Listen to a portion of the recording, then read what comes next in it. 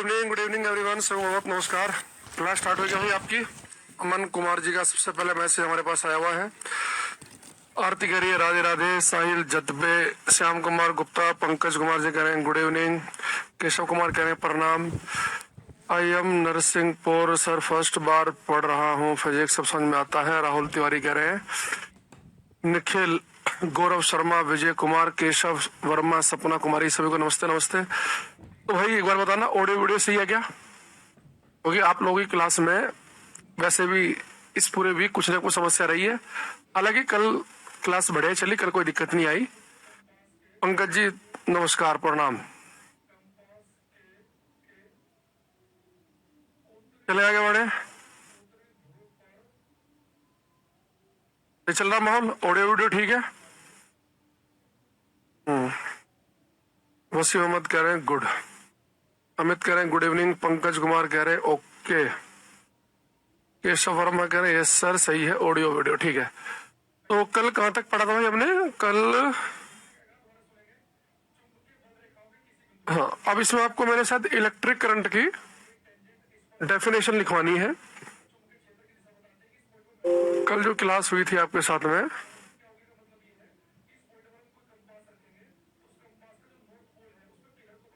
Hang हो गया देखो कंप्यूटर।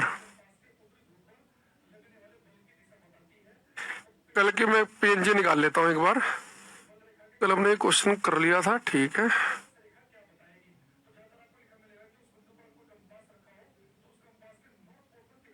ठीक ठीक, हाँ। प्रोटोकॉल हमने पढ़ लिया था कि किसी तार में करंट कब पास करेगी। हाँ, हनुमान जन्मोत्सव की शुभकामनाएं भाई से बच्चों को बहुत बहुत। मंगल कुमार मेहता जी कह रहे हैं कल वाला पीएनजी निकाल लिया हमने। एक क्वेश्चन हमने कल दिया था, हाँ याद आ गया। कल की क्लास में हमने होमवर्क के लिए क्वेश्चन कहा था ना, और वो क्वेश्चन हमने पीएनजी में रखा ही नहीं है। ओहो, एक क्वेश्चन हमने होमवर्क के लिए दिया था।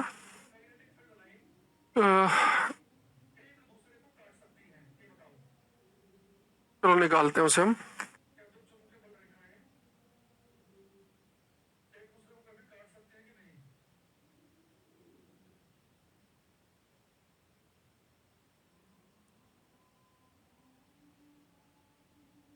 एक क्वेश्चन हमने आपसे कहा था ना कि वो आपने एक स्क्रीन पर देख लिया होगा, लास्ट में हमने कहा था कि भाई ये क्वेश्चन है, ये आपके लिए होमवर्क है, ये है ना, ऐसा कुछ बोला था ना।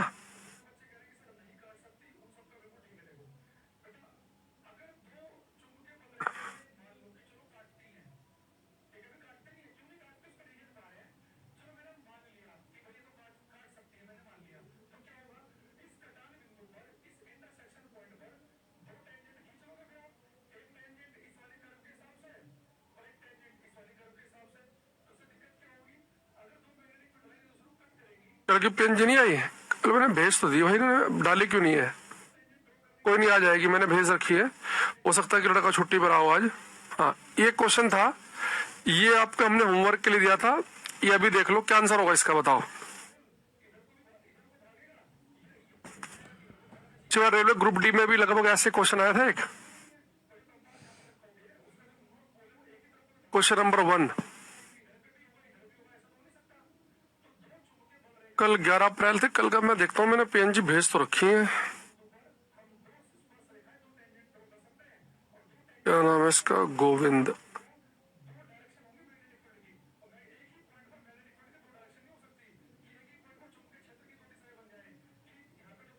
भेजी हुई है 11 अप्रैल की तो।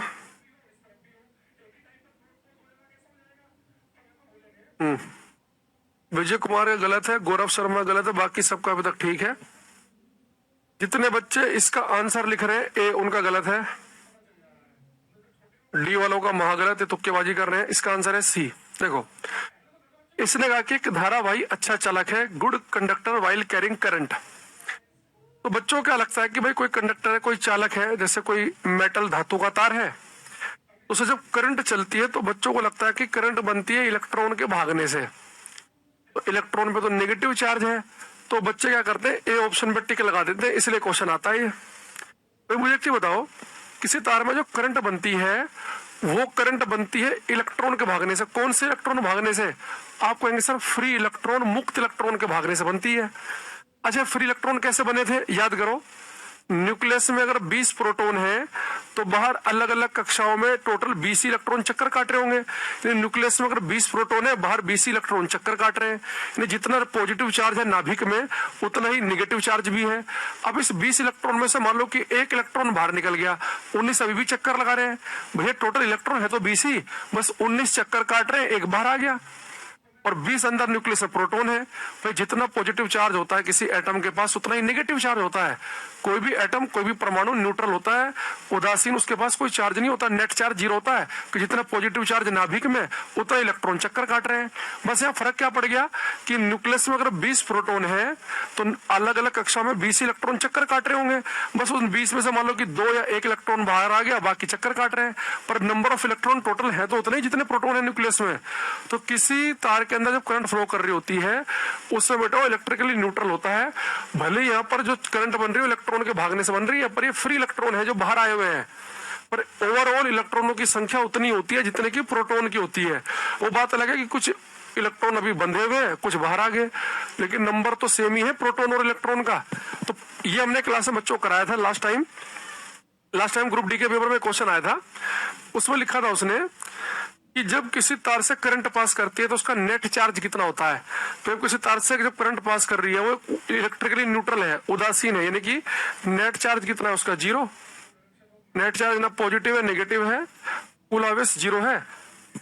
क्योंकि जितना इलेक्ट्रॉन होते हैं उतने होते हैं प्रोटॉन, बस उस इलेक्ट्रॉन में से कुछ फ्लो करने के लिए फ्री है और कोई फर्क नहीं पड़ रहा। ठीक है, तो बढ़िया क्वेश्चन था ये। अगर आप आंसर ठीक देते हैं बड़ा अच्छा लगता। कई बच्चों का गलत हो गया ये। ठीक, अब जब हम कल की क्लास में पढ़ रहे थे ये, अब हम इलेक्ट्रिक करंट की डेफिनेशन लिखने के लायक हो चुके हैं। अब लिखेंगे हम इलेक्ट्रिक करंट वैद्युत धारा। करंट का सिंबल होता है बेटा आई। तो हमने क्या पढ़ा कि करंट क्या होती है, अगर चार्ज आवेश एक पर्टिकुलर डायरेक्शन में फ्लो करना शुरू कर दे, जैसे किसी धातु के तार में इलेक्ट्रॉन एक ही दिशा में भागना, उसे तो हम करंट कहते हैं। तो चार्ज का एक ही दिशा में फ्लो करना, उसे हम कहते हैं करंट। तो करंट की डेफिनेशन बनती है आवेश के एक निश्चित दिशा में प्रवाह करने की दर। दर का मतलब होता है कि चार्ज आवेश कितना तेजी के साथ फ्लो कर रहा है, the rate of flow of electric charge. तो रेट मैंने आपको पहले ही बताया कि रेट का होता है कितना तेजी के साथ काम हो रहा है। तो यहाँ पे लिखेंगे हम इलेक्ट्रिक करंट की डेफिनेशन, the rate of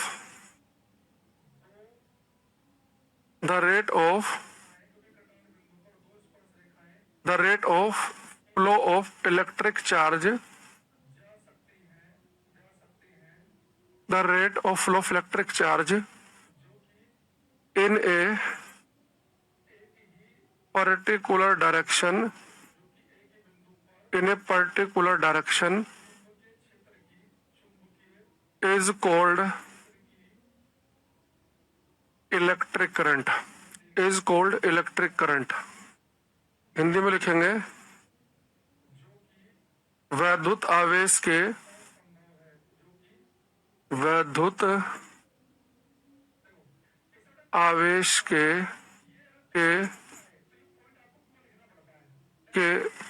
एक निश्चित दिशा में, वैद्युत आवेश के एक निश्चित दिशा में प्रवाहित होने की दर वैद्युत धारा कहलाती है। वैद्युत आवेश के एक निश्चित दिशा में प्रवाहित होने की दर वैद्युत धारा कहलाती है। तो बेटा वैद्युत धारा को लिख रहे हैं हम, करंट को लिख रहे हैं आई से। वैद्युत धारा क्या है, वैद्युत आवेश का फ्लो करना। तो आवेश को, चार्ज को लिखते हैं हम क्यू से, और दर का मतलब आपको पता है टाइम से डिवाइड करना कि कितना तेजी से काम हो रहा है। तो करंट का फॉर्मूला बनता है I equal to Q by T. इस फॉर्मूले से भी हम क्वेश्चन करेंगे। आशीष वर्मा कह रहे हैं सर जी आप रेलवे की कौन सी पोस्ट पर हो। भाई मैं रेलवे में हो ही नहीं। इसने बताया कि हम रेलवे में, तो करंट होता है चार्ज अपॉन टाइम, ठीक है। अच्छा बेटा, अगर चार्ज को हम नापे कुलाम में, अगर हम चार्ज की एसआई यूनिट यूज करें कुलाम, तो टाइम की एसआई यूनिट क्या होती है? सेकंड। तो करंट की जो एसआई यूनिट बनेगी वो बनेगी एम्पियर। तो करंट का एसआई मात्रक एम्पियर आप तभी यूज करेंगे जब आप चार्ज को कुलाम में लिखेंगे और टाइम को लिखेंगे सेकंड में। तो यहां से एक बात आप और देख सकते हैं कि 1 एम्पियर किसके बराबर है? कुलाम पर सेकंड के। तो 1 एम्पियर बराबर होता है कुलाम पर सेकंड, ठीक है। अगर आपको ध्यान हो, जब मैंने आपको यूनिट और डायमेंशन वाला चैप्टर पढ़ाया था तो उसमें मैंने आपको बताया था कि करंट होती है चार्ज अपॉन टाइम। तो हमने जब चार्ज की डायमेंशन निकाली थी तो चार्ज क्या हो गया था? IT। तो करंट का एम्पियर, एम्पियर के लिए मैंने कहा था कि डायमेंशन A लिखते हैं और सेकंड के लिए T। तो यहीं से तो AT निकल के आई थी चार्ज की।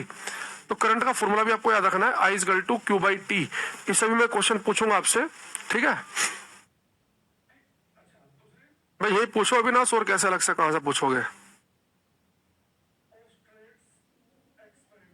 देखो, अब हमारे पास में जो करंट है इसका फॉर्मूला है Q by T।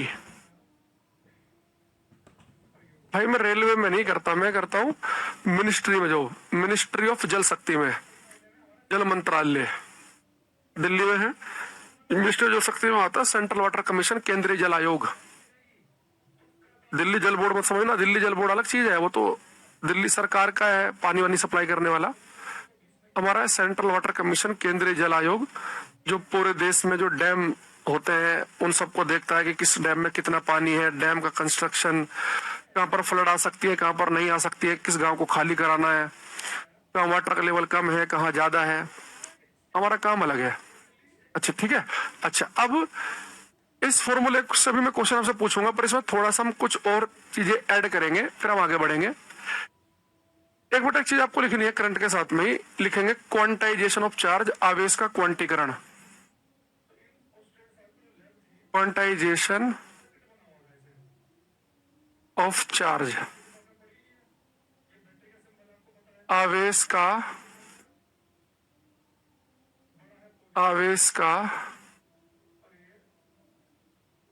क्वांटीकरण, quantization of charge, इसे आपको ध्यान समझना है, ठीक है।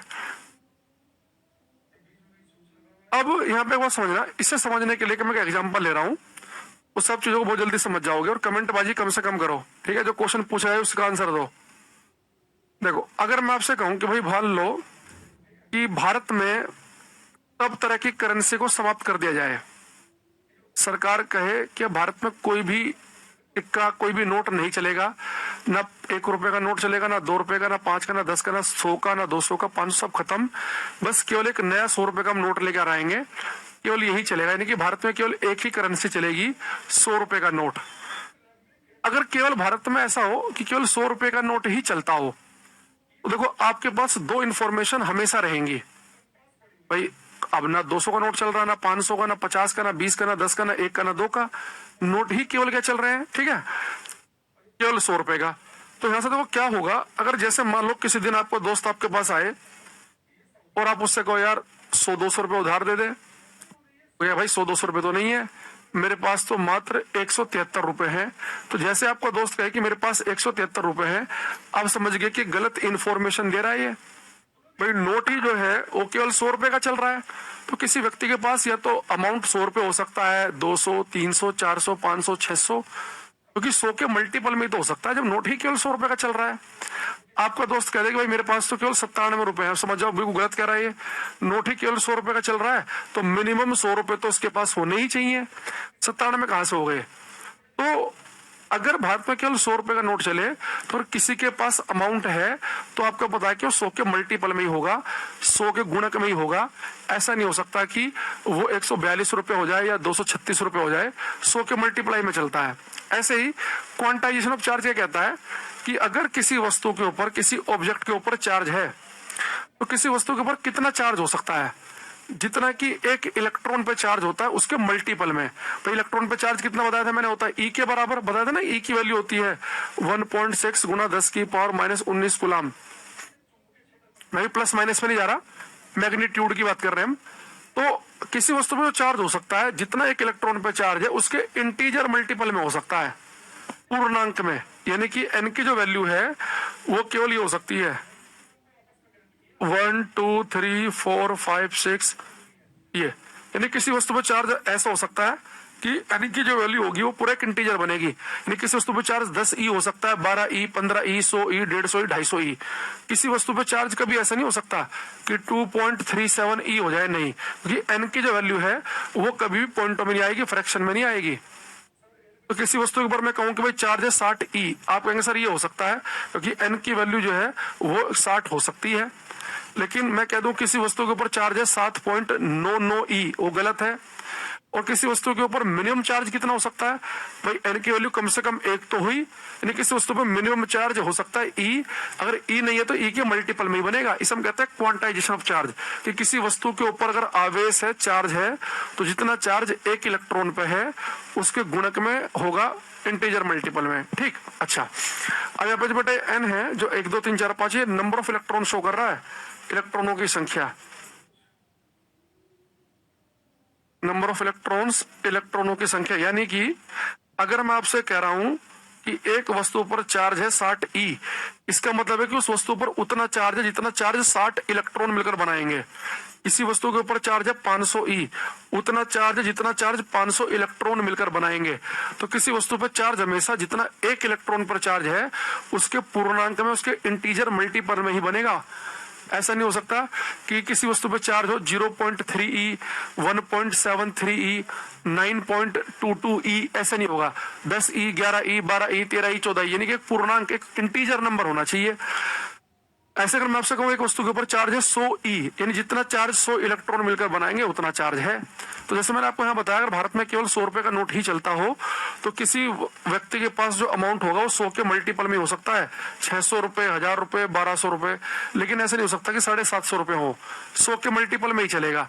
ऐसे किसी वस्तु पर चार्ज होगा जितना एक इलेक्ट्रॉन पर चार्ज है उसके मल्टीपल में चलेगा, वो भी इंटीजर मल्टीपल में, पूर्णांक में, फ्रैक्शन में वैल्यू नहीं होगी। तो मुझे एक चीज बताओ, ये जो क्वांटाइजेशन ऑफ चार्ज है ये आपको समझ में आया कि किसी वस्तु पर कितना आवेश हो सकता है, जितना आवेश एक इलेक्ट्रॉन पर है उसके इंटीजर मल्टीपल में, उसके पूर्णांक में ही होगा, गुणक में। ऐसा नहीं होगा कि पॉइंटों में वैल्यू आ जाए। अब यहां से हम क्या कर सकते हैं, अभी हमने पढ़ा कि करंट जो होती है वो होता है चार्ज अपॉन टाइम। अगर पेपर में उसने आपको सीधे चार्ज ना कहे वो कि एक तार से 20 कुलाम चार्ज फ्लो कर रहा है कि 30 कुलाम, चार्ज ना बताए, इलेक्ट्रॉनों की संख्या बता दे कि इलेक्ट्रॉन फ्लो कर रहे हैं 1000 या 2000, तो मैं इसे क्यू की जगह एन ई भी तो लिख सकता हूँ, क्वांटाइजेशन ऑफ चार्ज से क्यू की जगह एन ई भी लिख सकते हैं। तो करंट के हमारे पास एक बेसिक फॉर्मूला है चार्ज अपॉन टाइम, इसी चार्ज की जगह आप एन ई भी लिख सकते हैं अगर वो इलेक्ट्रॉनों की संख्या का जिक्र करे। अभी इनसे हम क्वेश्चन करेंगे तो आप समझ जाओगे ना कैसे कैसे अप्लाई करना है। कब खत्म होगा, सबसे पहली क्लास देख कर हमने बता रखा है कितनी क्लासेस चलेंगी टोटल, है ना, और चल जाएगा कब कितने में बचा है, कितना कब खत्म होगा। या टाइम वेस्ट मत करो अपना और हमारा। एक क्वेश्चन मैं आपसे पूछ रहा हूं, इसका आपको आंसर देना है। क्वेश्चन नंबर 9 का आंसर क्या होगा, करो ये।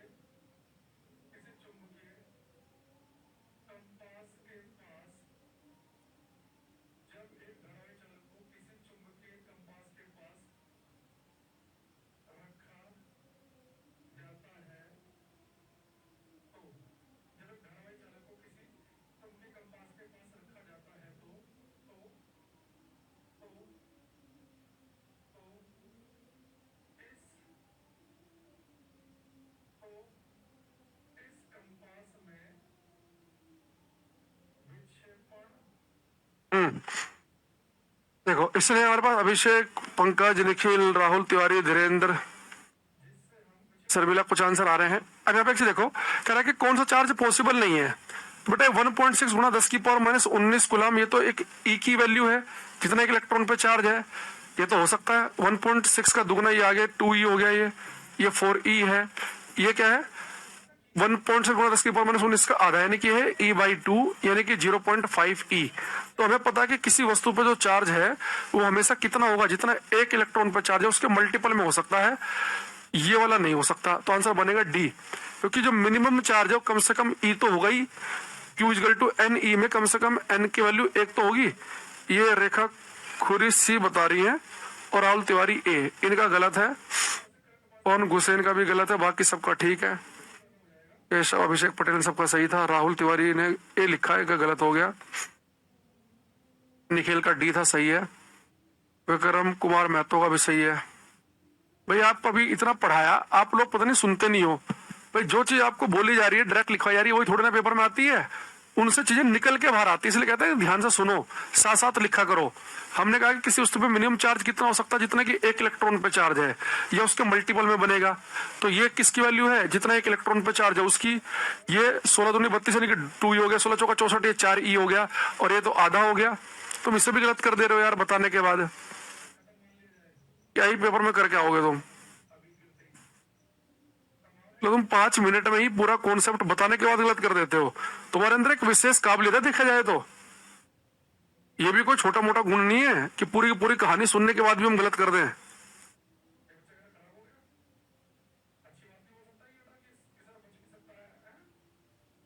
एक एक करो। Question number 7। क्वेश्चन नंबर 7 करेंगे।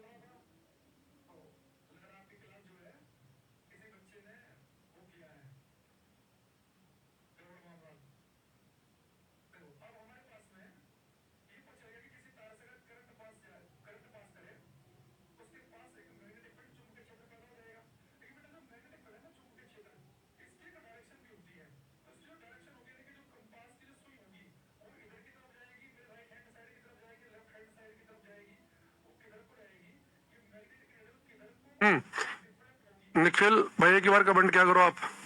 गौरव शर्मा, केशव वर्मा, विजय कुमार, कुछ आंसर आ रहे हैं। इसने कहा कि यदि एक तार से प्रवाहित धारा आई है, एक तार से कितने करंट पास कर रही है, आई।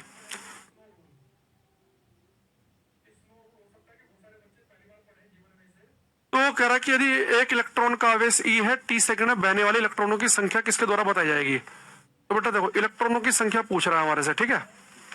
तो करंट है I, तो I आपको पता क्या होता है, Q/T के बराबर। अगर वो इलेक्ट्रॉनों की संख्या पूछे, यानी Q की जगह में NE तो लिखना पड़ेगा, क्योंकि एक ही फॉर्मूला हमने अभी तक ऐसा पढ़ा है जहां पर इलेक्ट्रॉनों की संख्या का जिक्र होता हो।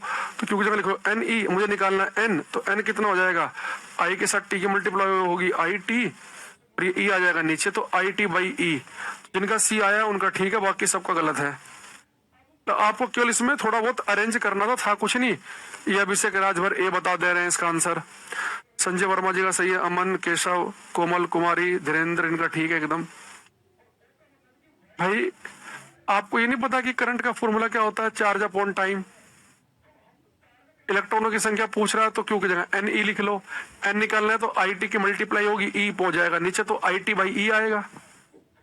ठीक, ये अगले वाला इंपॉर्टेंट है। ये NTPC में आया था पिछली बार। तो ये आज रात को 9 बजे यूट्यूब पे भी क्लास है भाई, वेव चैप्टर करेंगे उसमें हम, तरंग वाला।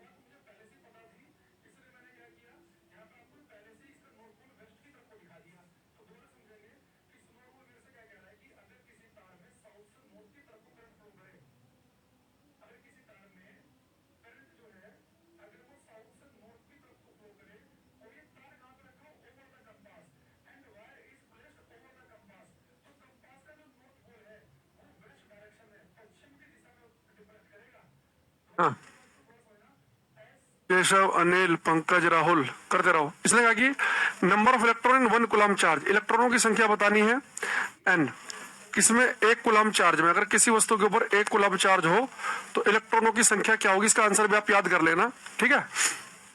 देखो, जो बेटा इलेक्ट्रॉनों की संख्या पूछी जाए तो Q इजकल टू NE, ये फॉर्मूला लगाना ही पड़ेगा। यूट्यूब चैनल है कैरेबिल रेलवे एग्जाम, ठीक है बेटा। जरूर है कि देखो किसी मेटल में करंट फ्लो करती है इलेक्ट्रॉन के फ्लो करने से, जरूरी है कि हमेशा करंट इलेक्ट्रॉन के फ्लो करने से ही बने, करंट के लिए चार्ज फ्लो करना चाहिए, तो जरूरी है कि वो इलेक्ट्रॉन हो, आयन भी हो सकते हैं। जैसे मान लो कि जब पानी में करंट फ्लो कर रही है, ये H2O है, तो ये H प्लस और OH माइनस इन आयन में ब्रेक हो जाता है। तो जरूरी है कि हमेशा की करंट फ्लो कर रही हो तो वहां पे इलेक्ट्रॉन ही फ्लो कर रहे हो। हम इलेक्ट्रॉनों का जिक्र बार बार इसलिए कर दे रहे हैं क्योंकि हम मेटल का ज्यादा जिक्र कर रहे हैं। तो मान लो कि हमारे ब्लड में करंट फ्लो कर रही है शरीर से, या मान लो कि पानी से किसी लिक्विड से फ्लो कर रही है, तो आयन भी फ्लो कर रहे होते हैं, ठीक है। अब देखो यहाँ पे हमें इलेक्ट्रॉनों की संख्या निकालनी है। N इजकल टू हो गया Q बाई E, Q की वैल्यू है 1 कूलम चार्ज, E की वैल्यू होती है 1.6 गुणा 10 की पावर माइनस 19 कूलम। ये सब सोल्व करोगे ना तो वैल्यू आएगी 6.25 गुणा 10 की पावर 18, याद रखना पावर 18 आएगी। तो 1 कूलम चार्ज में इलेक्ट्रॉनों की संख्या होती है 6.25 गुणा 10 की पावर 18, ठीक है। इसका आंसर भी याद रखेंगे। प्रदीप यादव याद रखना इसका आंसर। बसंत कुमार तुम्हारा भी गलत है, ये बाकी सबका सही। गौरव, सुरमिला, अमन, अभिषेक, राहुल। तो अगर किसी वस्तु के ऊपर 1 कूलम चार्ज है तो 1 कूलम चार्ज कितने इलेक्ट्रॉन मिलकर बनाते हैं, ये डायरेक्ट याद रखना 6.25 गुणा 10 की पावर 18। एक बार वो 6 गुणा 10 की पावर 18 भी लिख देता है, ठीक है। जैसे एनसीईआरटी जो है 10th क्लास की, उसमें उसने एग्जैक्ट सोल्व ना करके 6 गुणा 10 की पावर 18 ही लिखा है। तो कुछ पेपर में एग्जाम में 6.25 गुणा 10 की पावर 18 एग्जैक्ट नहीं लिखा था, तो 6 गुणा 10 की पावर 18 भी लिखा होता है। पहले आप एग्जैक्ट वैल्यू ढूंढना, ये नहीं लिखा मिलेगा फिर आप 6 गुणा 10 की पावर 18 से भी काम चला सकते हैं, ठीक है।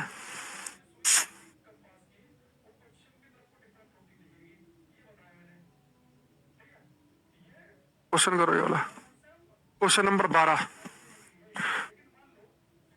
अब भरपूर समय आपको मिल रहा है क्वेश्चन सही करने का, ऐसा नहीं कि बहुत बिल्कुल 2-3 सेकंड ही मिल रहे हैं, तो सही सही करना सबको। साहिल, अभिषेक, धीरेन्द्र, रेखा, करते रहो सभी।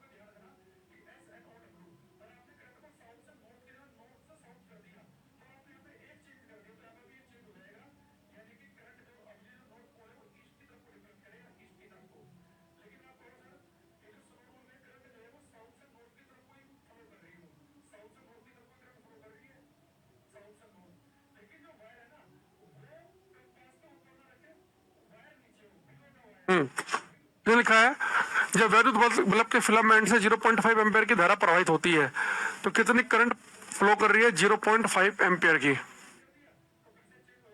तब एक परिपथ से प्रवाहित वैद्युत आवेश की मात्रा कितनी है, 0.5 एम्पियर की करंट के लिए 300 कूलम चार्ज फ्लो कर रहा है। तो टाइम की गणना करनी है, तो आसानी क्वेश्चन है, मुझे लगा कि इतना टाइम आपको फालतू दे दिया हमने। तो करंट जो है वो है I is equal to Q by T. Time निकालना, टाइम क्या हो जाएगा Q बाई आई। Q की वैल्यू कितनी है 300, आई है 0.5, पॉइंट से 0 आया, 5 अंक 30, 0 ये टाइम कितना हो गया 600 सेकेंड। और एक चीज मैंने आपको बताई थी कि न्यूमेरिकल करते समय सब बच्चे ध्यान रखें कि यूनिट सही से लिखी हो।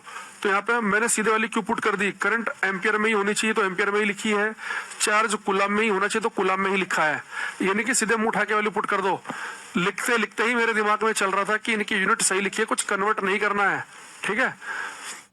तो 12 का आया ए ऑप्शन, एक बच्चे ने बी लिख दिया, इसका आंसर भी बताओ। एक इसका भी गलत कर दे रहा है।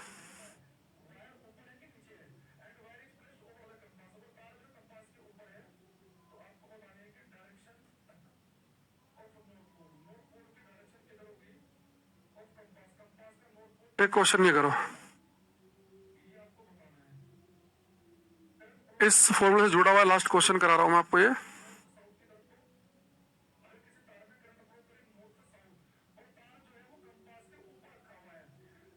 छह गुणा 10 की पावर 17 इलेक्ट्रॉन प्रति मिनट एक क्षेत्र से गुजरते हैं, वैद्युत धारा क्या होगी?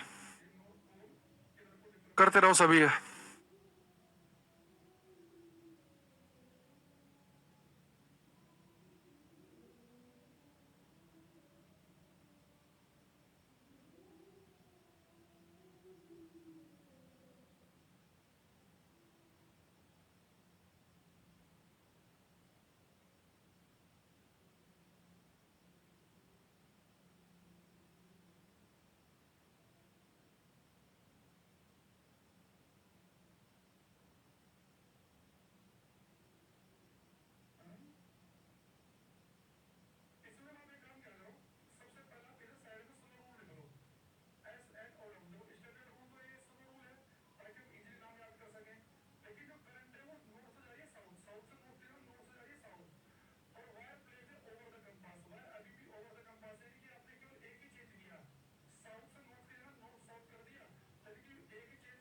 रोशन, बिंद्रा, कोमल, अभिषेक, धर्मवीर, करते रहो भाई।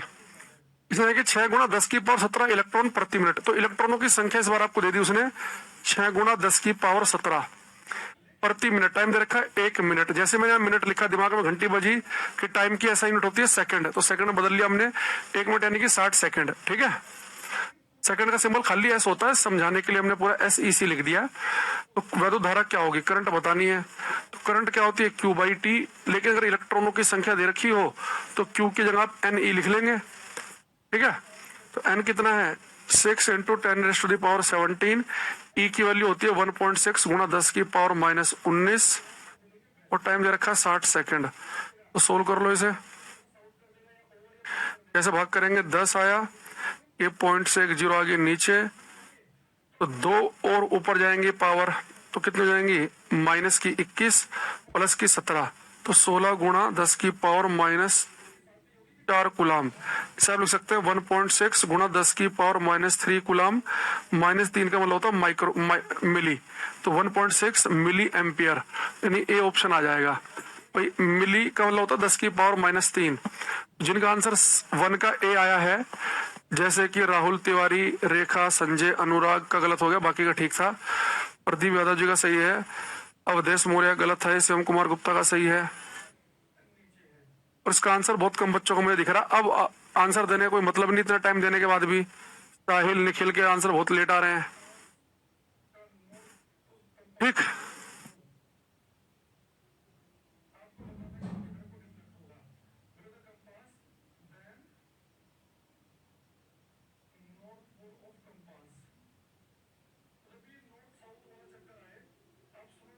तो हमने क्या किया क्लास में, ये भी देख लिया कि इस फॉर्मूले से डायरेक्ट क्वेश्चन कराया था हमने आपको कि 300 कूलम चार्ज फ्लो कर रहा है ना, आधे एम्पीयर करंट बनने तो टाइम आता 600 सेकंड।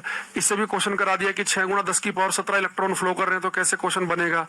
1 कूलम चार्ज में इलेक्ट्रॉनों की संख्या कितनी है, तो 6.25 गुणा 10 की पावर 18, इससे भी हमने देख लिया है ना। तो इनसे इस टाइप के क्वेश्चन बनते हैं। बस वो आपसे गलती कहाँ कराएगा, वो टाइम को सेकंड में ना देके मिनट में दे देगा, या करंट को एम्पियर में लिखकर मिली एम्पियर या माइक्रो एम्पियर में लिख देगा, या चार्ज को कुलाम में ना लिखकर माइक्रो कुलाम में लिख देगा। तो आपको उनका बता रखा मैंने कन्वर्ट कैसे करते हैं कि माइक्रो 10 की पावर-6 होता है, मिली 10 की पावर-3 होता है। इस तरह के छोटे मोटे चीजें चेंज करा सकता है, बाकी आप कर लेंगे। अब हम लिखेंगे क्लास में इलेक्ट्रिक रेजिस्टेंस।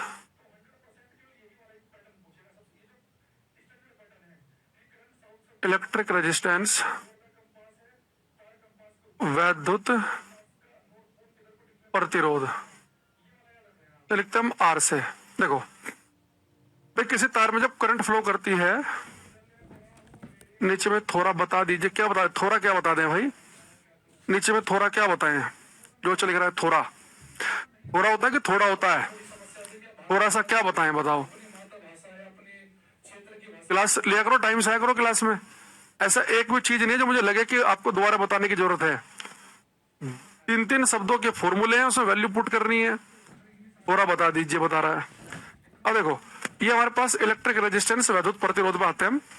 इलेक्ट्रिक रेजिस्टेंस क्या है भाई? जब किसी तार में करंट का मतलब क्या है कि उस तार के अंदर चार्ज फ्लो कर रहा है, यानी कि तार में इलेक्ट्रॉन फ्लो करते हैं। तो इलेक्ट्रॉन जो फ्लो करते हैं, उनके फ्लो करने को तो हम करंट कहते हैं, बस डायरेक्शन अपोजिट लेते हैं हम इलेक्ट्रॉन की। अब जब किसी तार में करंट बन रही है, यानी कि इलेक्ट्रॉन फ्लो कर रहे हैं, तो उन इलेक्ट्रॉनों को फ्लो करते समय कुछ दिक्कतें, कुछ मुसीबत आती है। जैसे हम सड़क पर चलते हैं, बाइक लेकर, गाड़ी लेकर, स्कूटी लेकर, कभी गड्ढा आएगा, कभी स्पीड ब्रेकर आएगा, कभी कोई पत्थर पड़ा होगा, कभी जाम लगा होगा। तो हम सड़क पर चलते हैं तो हमें अलग अलग तरह के प्रतिरोध देखने को मिलते हैं। ऐसे किसी तार में जब इलेक्ट्रॉन फ्लो करते हैं, तो उन इलेक्ट्रॉनों को फ्लो करते समय भी उनके फ्लो को खराब करने के लिए कुछ रुकावटें आती हैं। उस रुकावट को हम कहते हैं रेजिस्टेंस, प्रतिरोध। आप कहोगे सर हम सड़क पर चलते हैं बाइक लेके, तो समझ में आ रहा है कि प्रतिरोध गड्ढा है, स्पीड ब्रेकर है। लेकिन जब तार में इलेक्ट्रॉन फ्लो कर रहे होते हैं, उस फ्लो को खराब किसके द्वारा किया जाता है? वहां पे कौन सा गड्ढा, स्पीड ब्रेकर आ रहा है? वहां कौन सा सड़क पर गाय भैंस खड़ी है कि जो इलेक्ट्रॉन का फ्लो खराब हो जाएगा? याद करो, किसी तार में करंट बनती है इलेक्ट्रॉन के भागने से। वो इलेक्ट्रॉन कौन से होते हैं? आप कहेंगे सर फ्री इलेक्ट्रॉन। ये फ्री इलेक्ट्रॉन कहां से आते हैं? आप कहेंगे सर न्यूक्लियस के सबसे बाहर वाले ऑर्बिट में जो इलेक्ट्रॉन चक्कर काट रहा था, आपने कहा था कि वो इलेक्ट्रॉन बाहर निकलेगा तो फ्री कहलाएगा। तो बेटा जो फ्री इलेक्ट्रॉन ये जिन एटमों से बाहर निकले हैं, तो फ्लो करते समय ये उन्हीं एटमों पर टक्कर मारते हैं, तो वही इनका फ्लो खराब कर रहे हैं। यूट्यूब पे क्लास 9 बजे है अभी, इस आपकी क्लास के बाद। देखो, ये आपको मैंने बताया था ना कि मान लो कोई मेटेरियल है ये, तो हमने आपसे कहा था कि भाई कोई भी चीज जो है वो एटम परमाणुओं से मिलकर बनी है, और एक एटम के बीच में थोड़ा सा गैप भी होता है। याद आ रहा है? एक दिन पढ़ाया था ये, जिसने सारी क्लास ली उसे समझ में आ रहा होगा। अब इन एटम के अंदर, परमाणु के अंदर होता है न्यूक्लियस। ये व्हाइट कलर का न्यूक्लियस नाभिक है।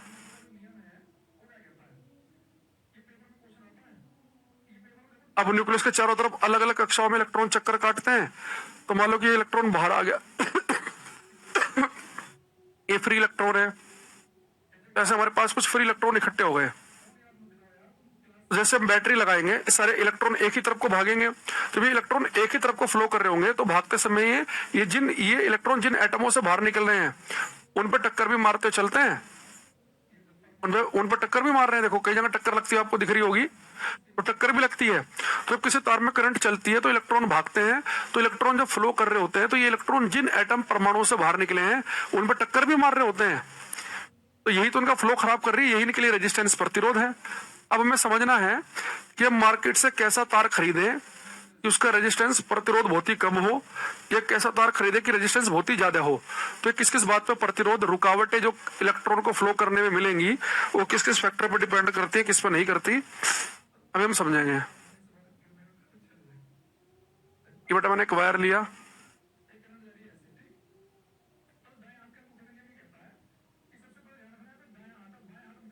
इसकी लंबाई है L, ठीक। एक तार हमने लिया, इसकी लंबाई L है,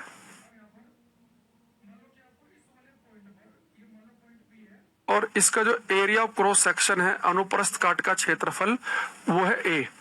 यहाँ पे L का मतलब है length of wire, length of wire, तार की लंबाई,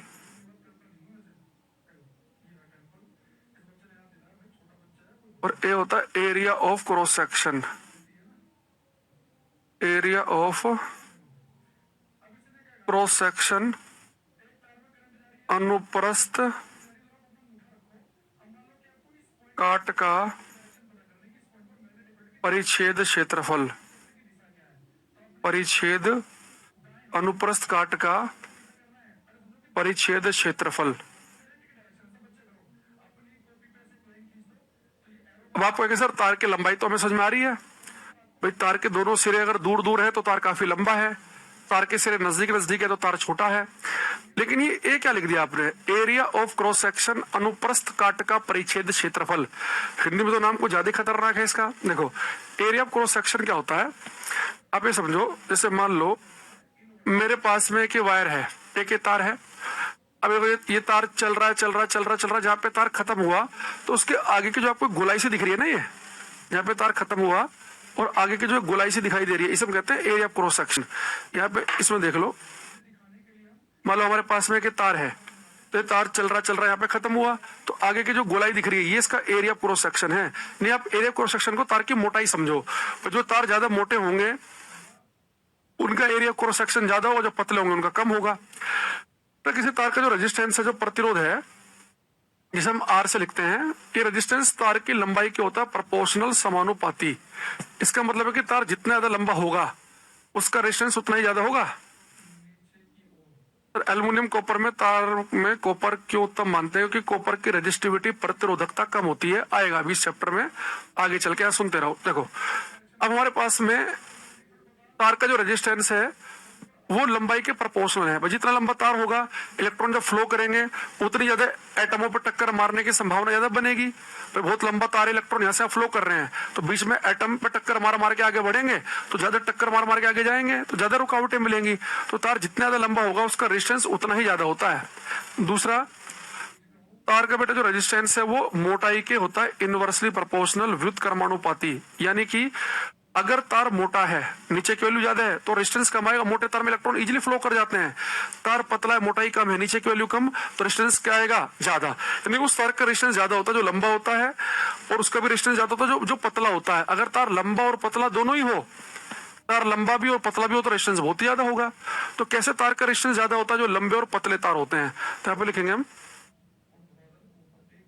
long and thin wire has high resistance। लंबे और पतले तार का प्रतिरोध अधिक होता है। लंबे और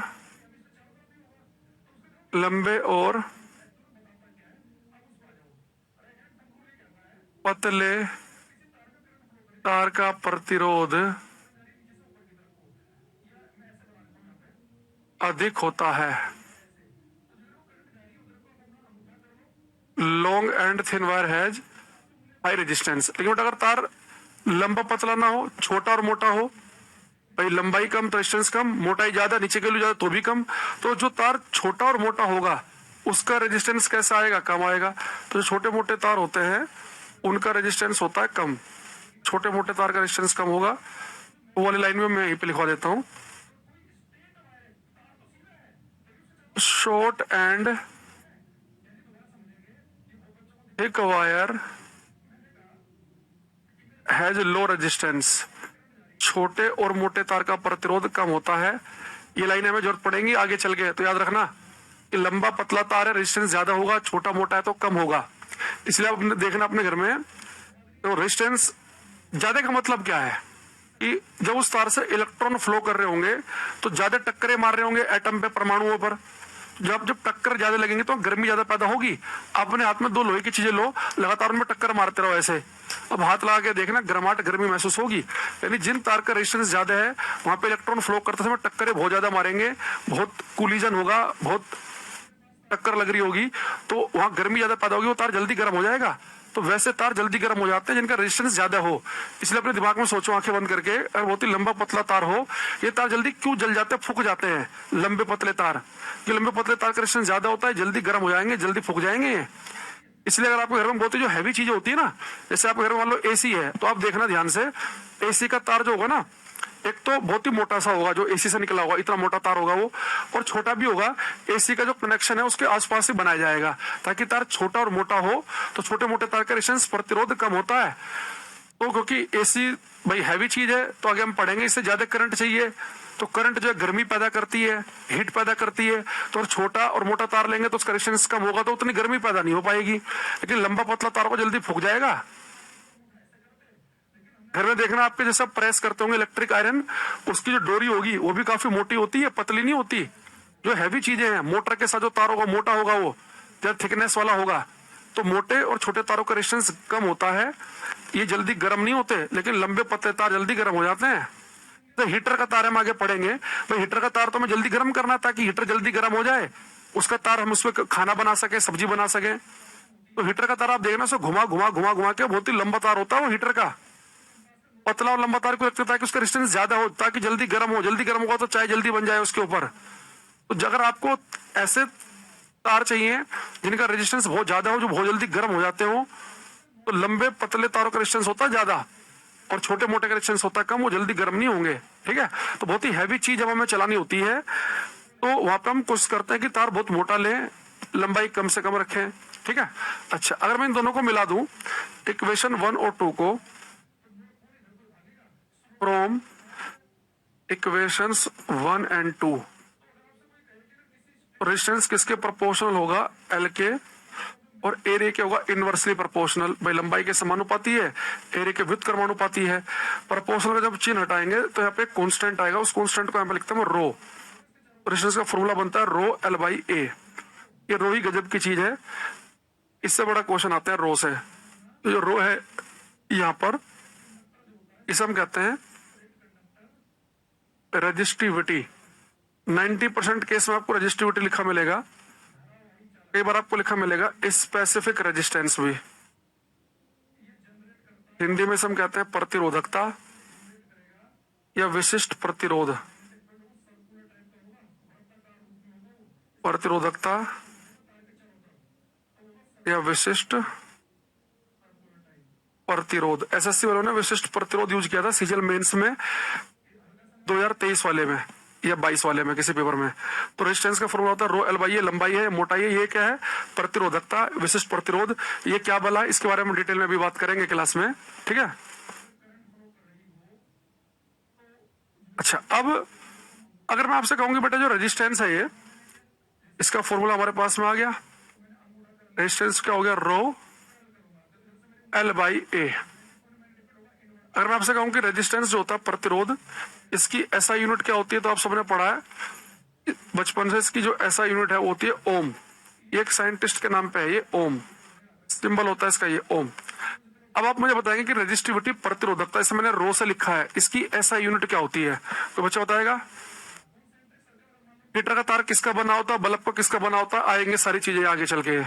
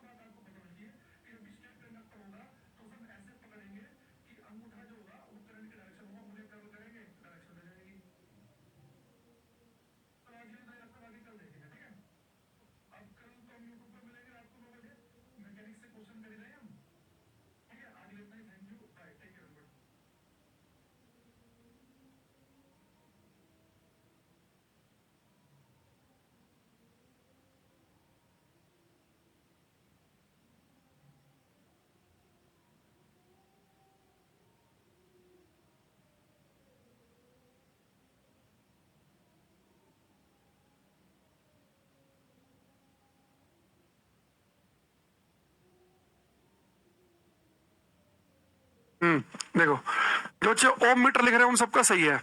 तो रेजिस्टेंस का बेटा यूनिट है ओम। अगर मैं इस फॉर्मूले को थोड़ा सा आगे बढ़ाऊं तो रो को हम लिख सकते हैं आर ए बाई एल।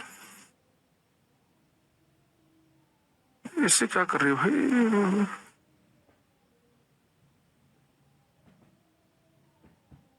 अब देखो भाई रेजिस्टेंस की यूनिट तो होती है ओम,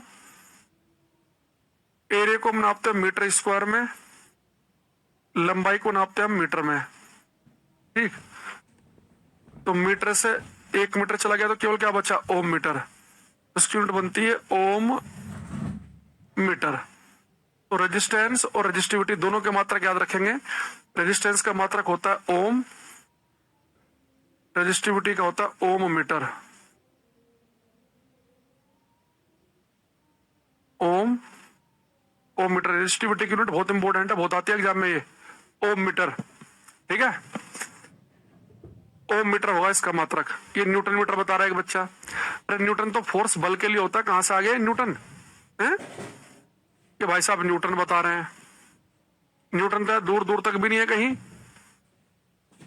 न्यूटन कहां से लिख दिया।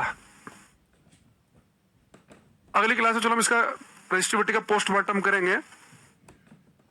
अभी आपको पता है कि तभी थोड़ी नसाज चल रही है। अभी 9 बजे मेरे यूट्यूब पे भी क्लास है, तो थोड़ा सा बीच में गैप चाहिए। हालांकि मुझे ऐसा लग रहा है कि शायद मैं नेक्स्ट वीक तक मेरे को फिट हो जाऊंगा एकदम ठीक। आज इतनी दिक्कत नहीं आई, कल बढ़िया दवाई दी भाई डॉक्टर ने, रात मैंने ली तो सुबह ही मुझे लगा काफी आराम, बस नींद बहुत ज्यादा आ रही है। और उसने कहा भी था कि नींद तो आएगी, और मुझे लग रहा है शायद मैं कल उठूंगा तो 95% तक मामला सही हो जाएगा। जुकाम में छींके नहीं आई आज पूरा दिन, एक आती रहती थी वरना, और नाक भी थोड़ा रनिंग थी, नोज तो उससे ना दाने दाने भी हो गए थे, उसमें भी आराम है। तो आज हम मिलेंगे 9 बजे यूट्यूब पर, ठीक है। नहीं हॉलीडे कुछ नहीं है, मंडे को क्लास रहेगी, ठीक है भाई। अंबेडकर साहब ने हमारे से क्या कहा कि शिक्षित बनो, संगठित बनो। उन्होंने थोड़े ना कहा कि मेरा जिस दिन भाई जयंती हो उस दिन आप पढ़ाई ना करो। उन्होंने तो ऐसा बिल्कुल नहीं कहा। अगर आप उन्हें सच्चे उनके आदर्शों पे चल रहे हैं तो आपको बल्कि ज्यादा पढ़ाई करनी चाहिए उस दिन। हाँ, अगर आपके गली मोहल्ले में कोई प्रोग्राम है दिन में उसे पार्टिसिपेट करो और मोटिवेट करो बाकी लोगों को भी। आप उनके कद वो क्या कहते हैं ना, पद चिन्हों पे चल ही नहीं रहे हो। आपको तो छुट्टी चाहिए, आराम चाहिए।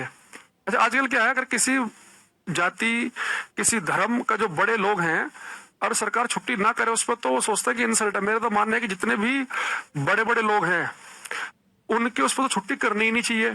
सरकारी दफ्तर भी खुलने चाहिए, स्कूल भी, और बच्चों को उनके बारे में बताना चाहिए। अब क्या होता है कि बच्चों को पता ही नहीं है, बल्कि उस दिन विशेष क्या करना चाहिए कि 2 घंटे का प्रोग्राम उनके ऊपर रखना चाहिए। स्कूल खुलने चाहिए उस दिन स्पेशली। हमारे सरकारी दफ्तर बंद है, कल बताओ, कल खुलना चाहिए। उसके बारे में जो बड़े अधिकारी हैं उन्हें कुछ न कुछ बोलना चाहिए, लोगों को बताना चाहिए। यहाँ छुट्टी कर देते हैं, क्यों दिक्कत क्या है। छुट्टी ना करें तो उन्हीं के जो छुटमुइया नेता हैं वो भड़क जाएंगे जी, इज्जत नहीं कर रहे हैं, सम्मान नहीं कर रहे हैं। ये भारत में समस्या भी तो बहुत ज्यादा है। पढ़ी लिखी समझदारी की जो बातें करता है उसे लोग बेवकूफ समझते हैं, जैसे बताएंगे उन्हें बड़े समझ लेंगे। तो कल पढ़ाई करनी है, मतलब मंडे को, और ज्यादा करनी है बल्कि, ठीक है। तो यूट्यूब चैनल में बताया कि क्लास आपकी होगी कैरेविल रेलवे एग्जाम चैनल पर, और इसका मैंने लिंक डाल भी रखा है मेरे टेलीग्राम चैनल पर। जो बच्चा नहीं जुड़ा है वहां से लिंक देख लेना। टेलीग्राम चैनल है मेरा अंकुर सर फिजिक्स, वहां पे इस क्लास का लिंक हमने डाला हुआ है। 9 बजे क्लास होगी है टेलीग्राम पर। टेलीग्राम पे जब आप अंकुर सर फिजिक्स लिखेंगे कई चैनल खुल जाएंगे जिसमें लगभग 38.7 हजार बच्चे हों, उसे ज्वाइन कर लेना, ठीक है। आज के लिए इतना ही, thank you, bye. Thank you भाई Keshav Verma, bye, take care.